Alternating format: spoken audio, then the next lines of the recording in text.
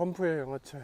오늘은 2016년도 영화 밤의 해변에서 혼자입니다. 한국 영화고요. 홍상수 감독의 영화입니다. 홍상수 감독의 19번째 영화라고 합니다. 대략 그 당시에 굉장히 논쟁이 많았던 그런 영화라고 할 수 있습니다. 홍상수 감독과 김민희 배우의 불륜설로 굉장히 시끄러웠던 그런 와중에 영화가 이제 개봉이 됐고, 그 영화가 그 불륜의 소재를 그대로 담고 있다는 데에 사람들이 이제 경악을 하게 된 작품이라고 보시면 됩니다. 저는 이 영화를 지금 봤기 때문에 2025년도에 봤기 때문에 좀 뭐라고 해야 돼, 그 당시에 이 정도 논쟁이었구나, 그런 사람들의 평을 보면서 그런 느낌을 받았습니다. 대략 내용은 그렇습니다. 외국 언어 도시에 여배우는 영희, 김민희 배우죠. 한국에서 유부남과의 만남이 주는 스트레스를 이기지 못하고 여기서 유부남이라는 게 영화 감독입니다. 홍상수 감독 영화 중에 대부분 영화 감독, 영화 관련 얘기들이 많습니다. 본인 얘기가 많기 때문에 다 포기하고 외국에 나와 있고, 그게 자신의 순수한 감정에 대한 최소한의 예의라 여겼고, 그는 그 외국에 그 남자가 올지도 모른다는 그런 기대를 가지고 영희는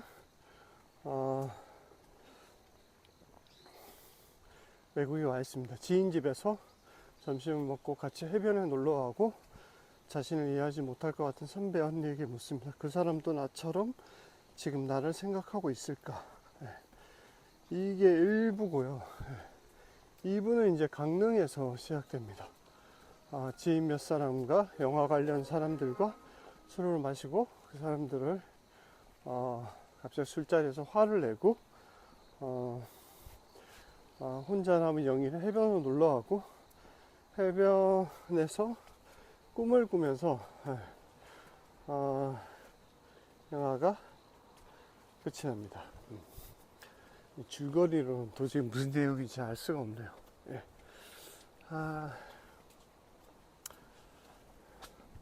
크게 1부, 2부로 되어 있다고 보시면 됩니다. 1부는 해외에 나가 있는 영희라는 배우, 불륜 때문에 도피해 있는 배우, 거기서 친구 언니와 나누는 대화가 주고, 2부는 강릉에서 영화 관련 예전 친구들, 선배들 만나면서 술자리를 하는 그런 내용이 2부의 주 내용입니다.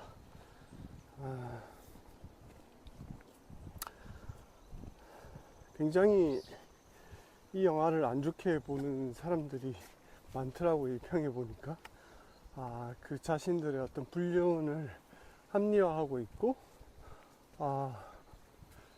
일종의 변명처럼 보이는 자기 개인적인 영화를 만들었다, 이런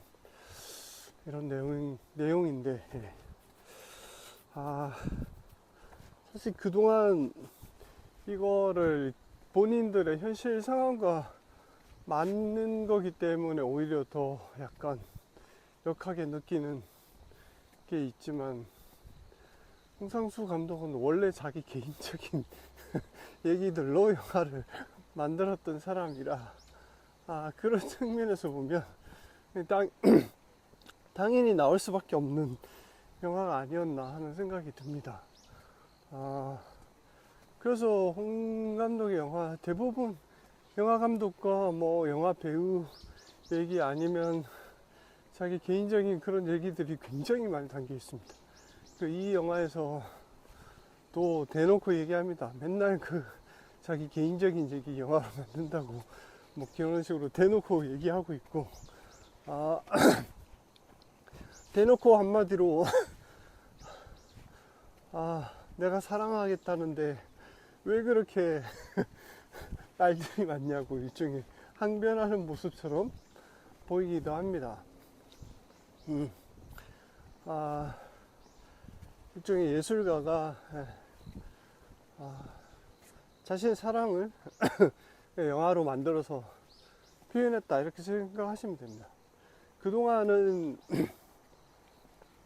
되게 홍상수 감독 영화가 남자들의 그 찌질하고 술 마시고 어떻게 하면 여자랑 한번 잡을까 뭐 이런 것들이 주 내용이었고, 그 찌질함 속에서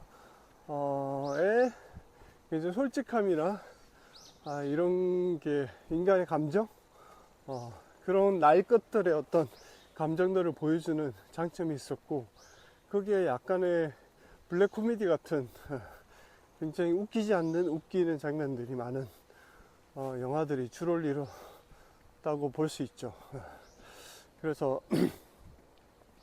근데 김민희 배우를 만나면서 조금씩 영화가 결이 달라지고 있다라는 느낌을 받았고, 최근 영화들은 굉장히 그런 부분들이 많이 사라졌다는 거를 알 수 있습니다.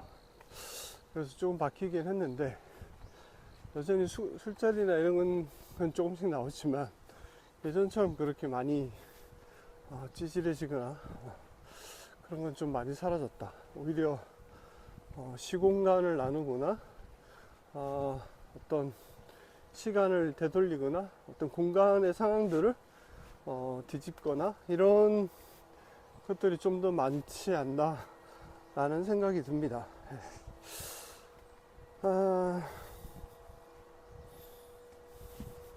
그래서 일부는 독일인 것 같은데, 해외에서 선배와 나누는 대화, 해변에서 이 영화에서 해변에서 건이는 남자에게 들쳐업혀 나가는 장면이 1부고, 2부는 강릉에서 술 한잔하면서 화를 내고 자신의 솔직한 얘기들을 하다가 해변에 누워서 꿈을 꾸는데 다시 깨어나서 그 꿈에서 감독과 스태프들을 만나게 되는 그런 얘기입니다. 그동안 홍 감독 영화에서 나오지 않았던 부분이 여기에 있는 게 있습니다. 그 이상한 남자라고 하는 역할인데, 해외에서도 이상한 남자가 등장해서 막 시계 있냐고, 시간이 있냐고 막 물어보는 그런 장면이 있고, 갑자기 김민희 배우를 들쳐업고 해안가에서 사라집니다. 이 남자는 뭘까? 그런 생각을 하게 되죠. 그래서 근데 2부에서는 다시 막 그 펜션, 바다가 보이는 그런 리조트에서 밖에서 창문을 막 닫고 있습니다. 이상한 남자가. 근데 아무도 그 남자가 있다라는 존재 자체를 모르는 상황에서 서로 안 보이는 것처럼 연기를 합니다. 그래서 그 남자의 존재가 과연 무엇일까, 이런 이상한 남자의 역할이 있는데,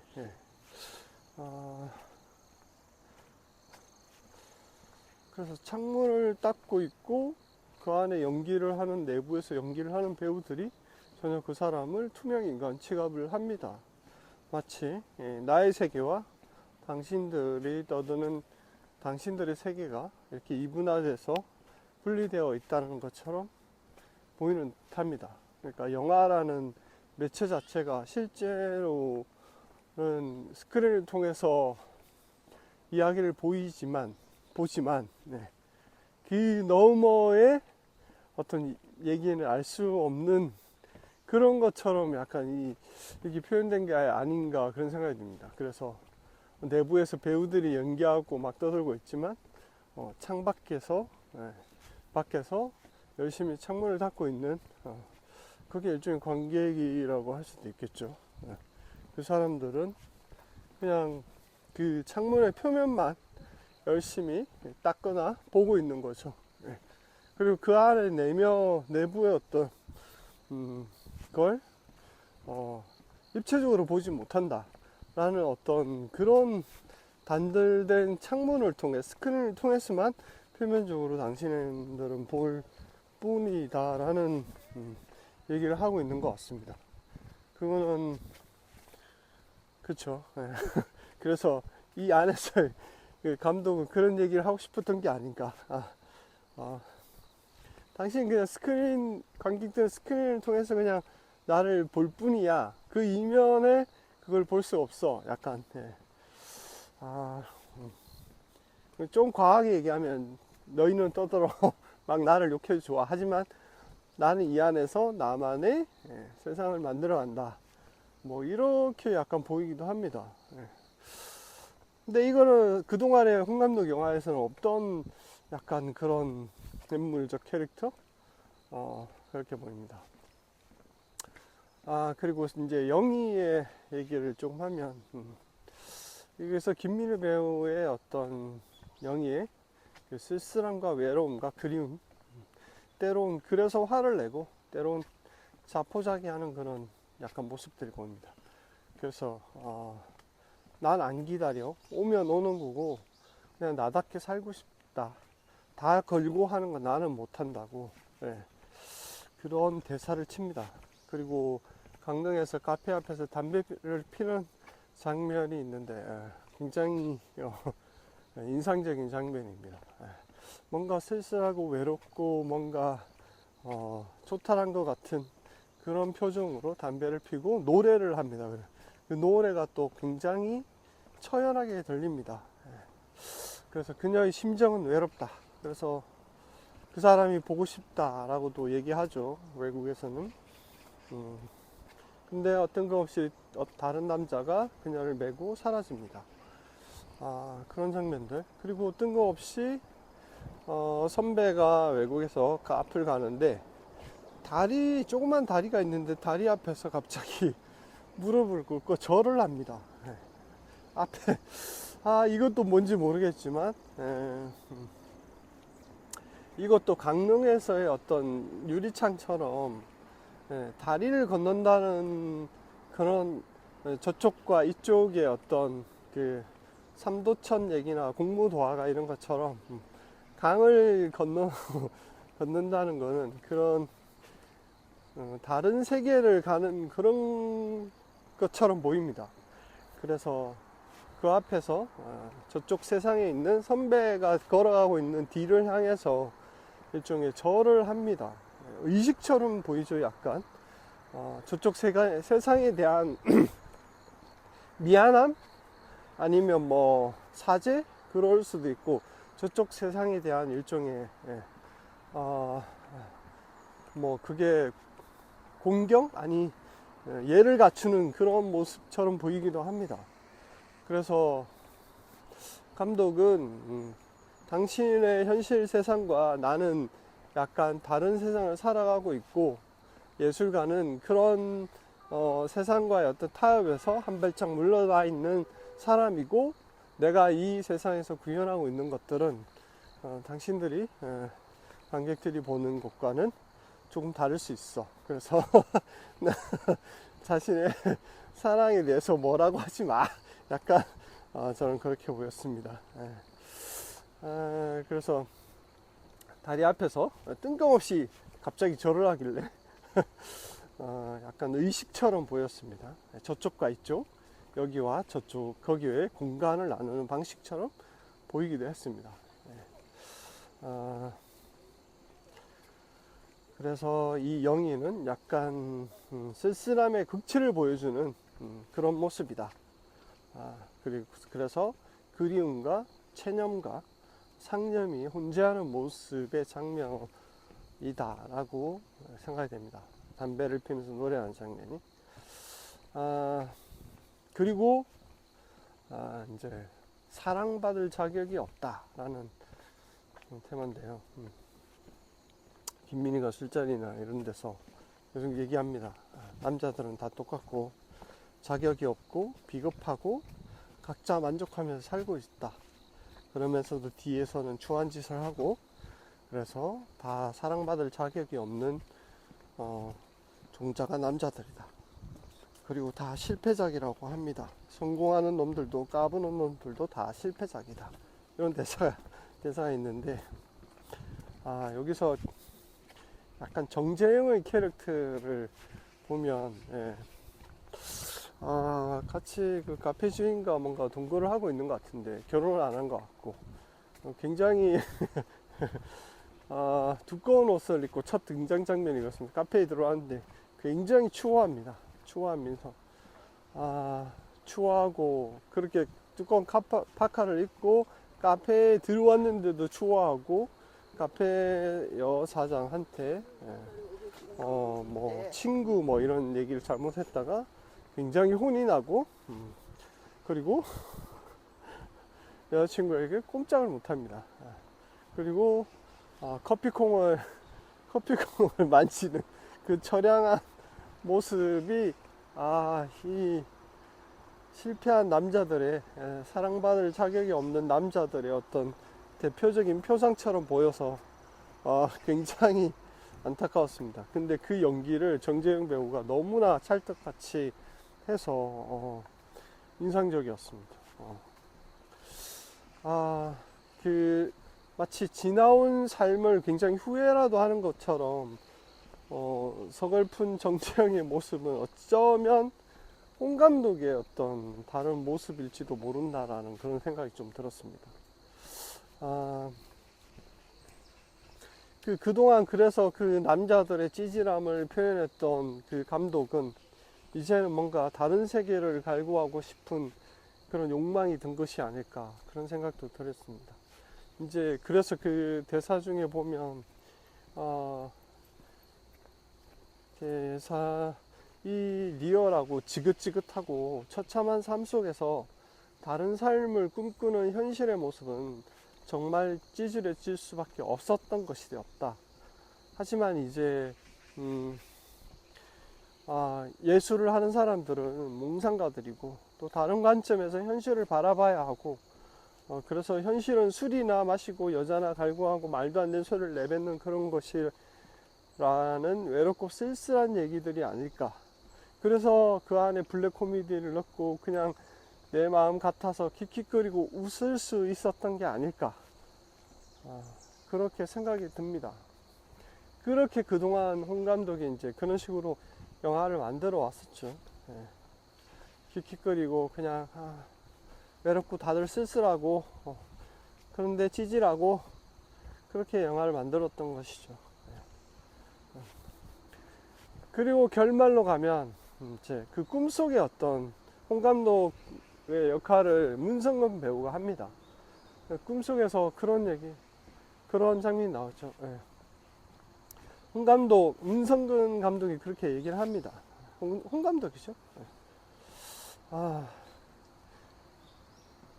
거기서 막 싸우죠. 영희가 막 감독은 맨날 자기 개인적인 얘기나 영화로 만들고 뭐 약간 찌질하고 뭐 약간 이런 얘기들을 막 합니다. 그러니까 이제 감독이 이런 얘기를 하죠. 나는 괴물이 되어 가는 것 같다. 근데 뭐가 달라지나? 매일 후회한다. 지긋지긋하게 후회한다. 근데 후회하면서도 또 다시 돌아가고 싶지 않다고 한다. 숨이 막힌다고 말한다.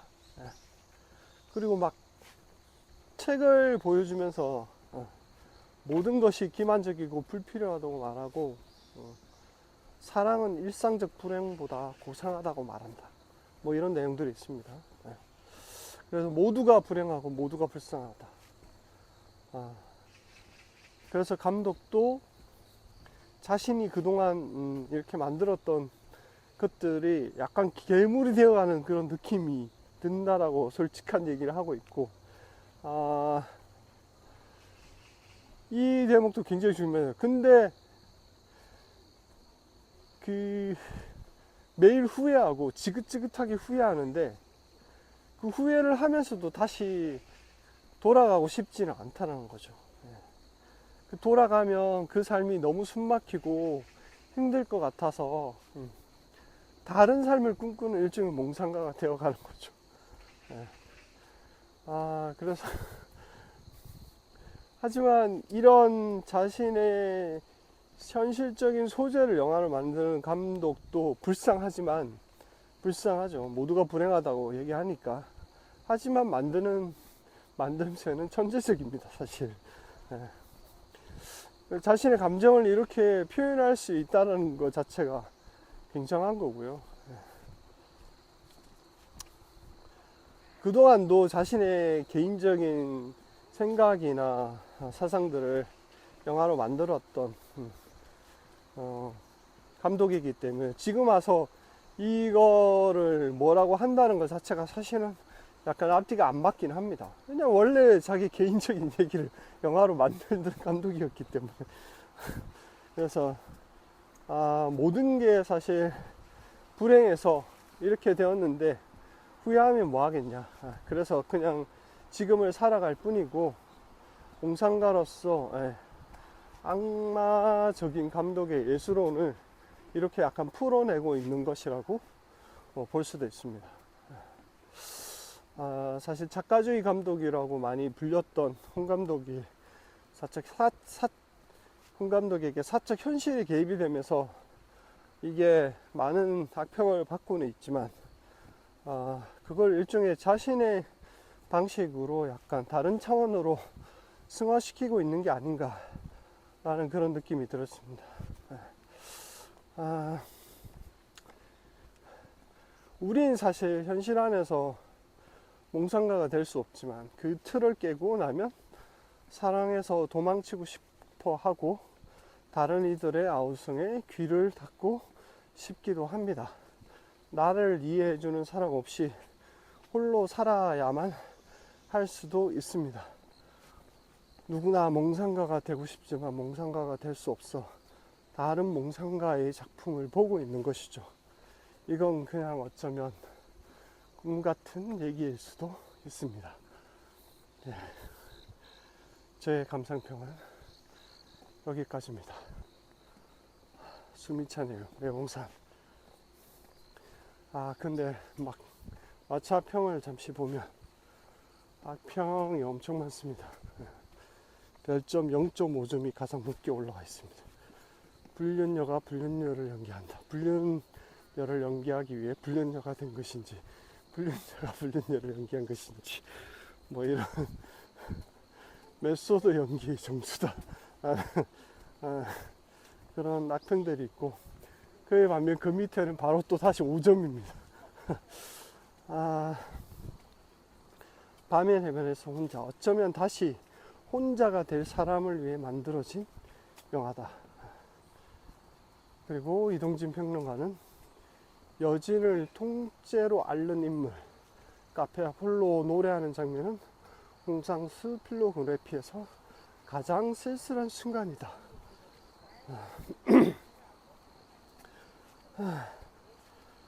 또 아주 단순한 거지만 깊이 들어가면 아주 복잡한 거야. 이런 대사가 있었네요.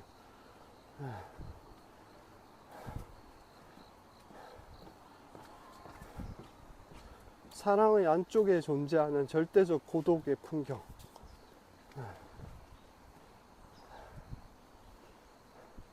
시간을 묻는 남자에게 대답하지 못하고 창문을 닦는 남자의 가려진 바다 앞에 잠들면서 그녀는 꿈을 꾼다. 기다리지 않는다고 말하면서 파도에 헐헐헐 그대의 얼굴을 그리고 그리워하며 그녀는 꿈을 꾼다. 남자는 다 병신이야. 병신 같은 홍상수가 한편의 영화로 김민희에게 건네는 길고 찌질한 사과.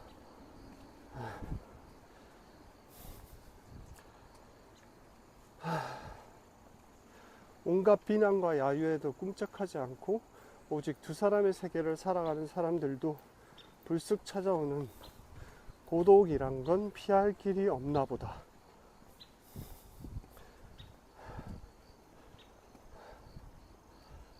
네, 이런 평들입니다.